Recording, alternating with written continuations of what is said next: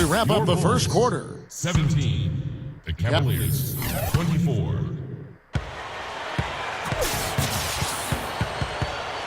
Now the second quarter getting ready to start up. And taking a look at the Cavaliers' performance here. Clark, Steve, what have they been doing or not doing? They've done a nice job on the offensive boards here, guys, and I think that was the difference in that first quarter, really pounding the offensive glass. Well, they set the tone early with their mindset, their tenacity, and their hustle. I mean, that's the way they've come out, and it's served them well.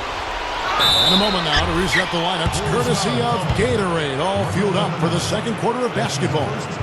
So the Bulls 5 right now. The 3 and 4 are Luol Deng and Taj Gibson. Heinrich is out there with Bellinelli. And it's Muhammad in at the pivot spot, manning the middle. And let's now go to the sideline. We'll catch up here with Doris Burke. Doris? Guys, it's never been easy for a player to transition from one team to another, but in the case of Rip Hamilton here in Chicago, it's been relatively simple. He says, this team is awesome. Everyone loves each other and holds each other accountable. High praise from someone who has been part of an NBA title team, Kevin. Well, Doris, that camaraderie is such a key part of winning basketball. And you really don't want to give up too many dunks like that. One is too many. Oh, yeah, no, certainly you're right. You know, that's making it way too easy for sure. Yeah, major breakdown defensively. They've got to tighten things up here. I don't think there's any question about it. Derrick Rose is the most athletic point guard in league history. I mean, he's so tough to stay in front of. He's quick, he's explosive, he's strong.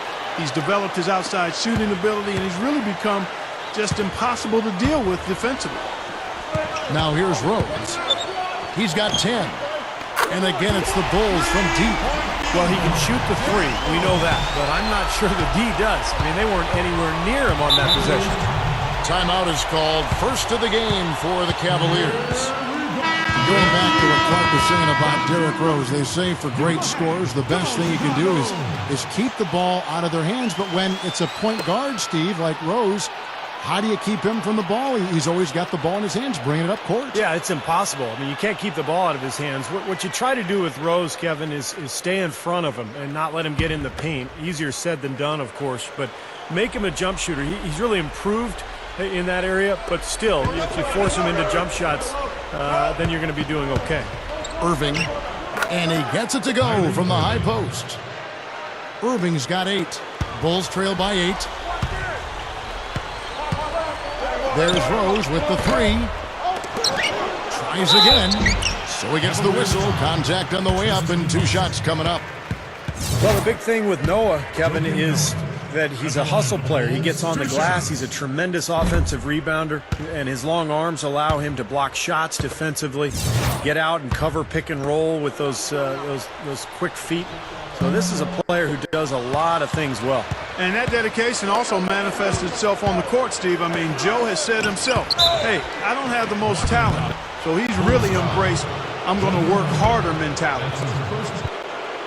Well, what you love about Kyrie Irving is the great size for the point guard position. 6'3", strong, and he really doesn't have any trouble penetrating. He gets into the lane. He's got the strength, the quickness, and then the long-range shooting ability to cap it off. The Cavaliers making a switch here.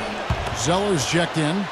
And for Kyrie Irving, I think his deceptive ball handling ability really helps get him inside. Yeah, he gets guys off balance with his change of pace, and the ball skills allow him to get where he wants to when he wants to. You can't really keep him away from the rim. He's got a knack, and he's stronger than he appears, Kevin. That's another asset he has. Now that's how you execute an alley-oop there, fellas. And with an exclamation point, too, on the finish, throwing it down hard. What a terrific play on both ends. The Cavaliers leading by 8.